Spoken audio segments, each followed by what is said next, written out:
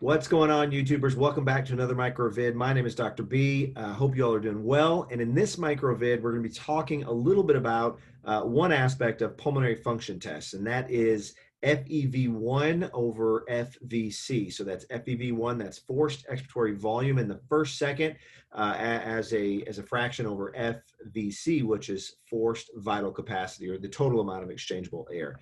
And so in order to do that, I'm going to go ahead and share my screen, and we're going to look at a case study that was done. And let me go ahead and hide the floating meeting controls. There you go. So this case study was, this was an article, and this chart I'm referencing in an article. It's not in my lecture notes. That's totally fine. I don't expect you to know what's on here, but it does help to illustrate what FEV1 over FVC are. So if we look at the top right here, this is an article from American Family Physician. It's called A Stepwise Approach to the Interpretation of Pulmonary Function Tests. If you want to look at this article a little bit more in detail, the link is right here.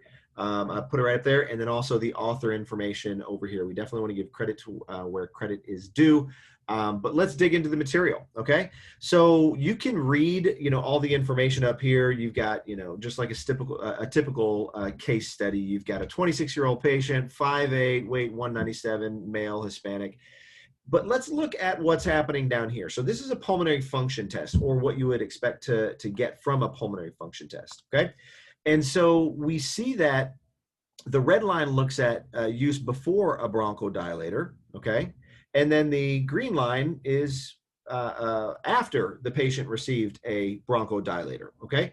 So when we're looking at this, we're really looking at FEV1, okay? Forced expiratory volume in the first second. And I explained that in another MicroVid when I was talking about restrictive versus obstructive diseases, but basically, if you were to maximally inhale, okay, maximally inhale, breathe as much air in as you can, inhale as much as you can, and then blow out as much air as you can, as fast as you can, right? A normal individual will be able to get out the majority of their total amount of exchangeable air within the first second. So a normal individual might be like, I don't know, 70 to 80% of their total amount of exchangeable air in the first second. Someone with an obstructive disease, because when they have an obstructive disease, they have a problem exhaling, like getting the air out of their lungs.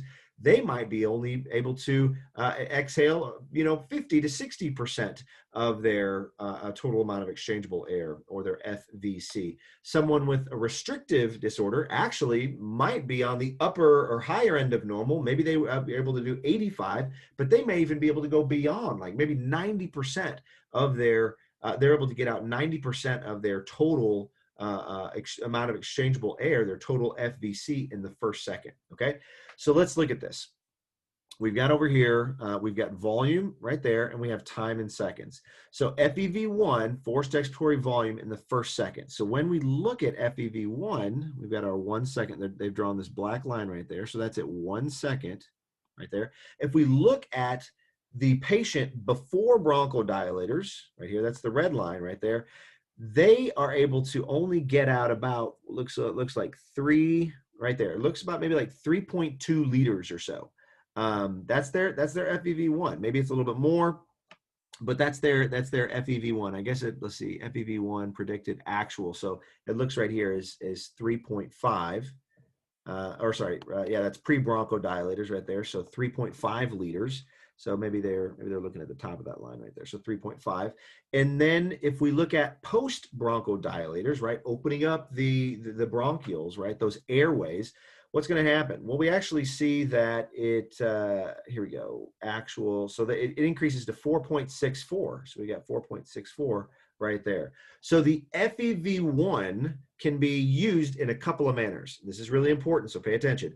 FEV1 can be used as just a standalone number, which is what we see between what I just circled right there, 3.55 and 6.4, or it can be used as a ratio or a percent of FVC. And when it's used as a percent, that's this, well, that's too big for that one. Let me go ahead and make that smaller. That is this FEV1 to FVC, okay? And so that FEV1 to FVC, what we see is right here, it's 68, okay?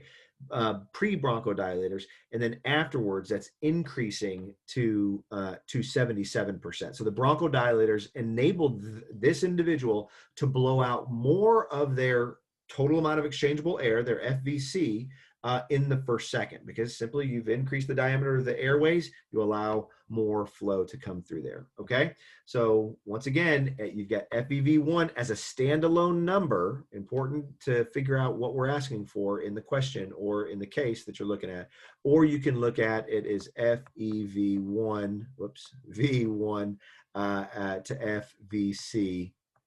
As a percentage. Now that you say, well, what about FEV2? Why does that get lifted up?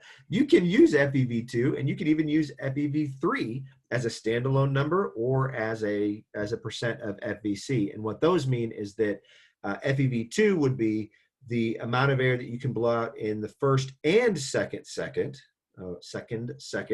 and then FEV3 would be the amount of air that you can blow out in 3 seconds. Okay. Now there is something else. I don't know if it's on this. Whoops, let me scroll over here to the left. I don't know if it's on it. Yes, there is something right here on. It's called FEF. That's forced expiratory flow right here, and it says 25 to 75. So that's basically your percent. That's your forced expiratory flow that you can that you measure between the 25% after you start blowing, and then 75% to where to what you're measuring. So that FEF can actually give you an indication of of disease state as well. So that is another utensil, I guess, that that you can use to look at that. Okay. All right. So I hope this is explained. FEV1, the number, and then also FEV1 as a total F of FVC. Let me know if you guys have any questions. I'd be more than happy to explain more or make other microvids. And as always, guys, stay cool, stay in school, don't do drugs.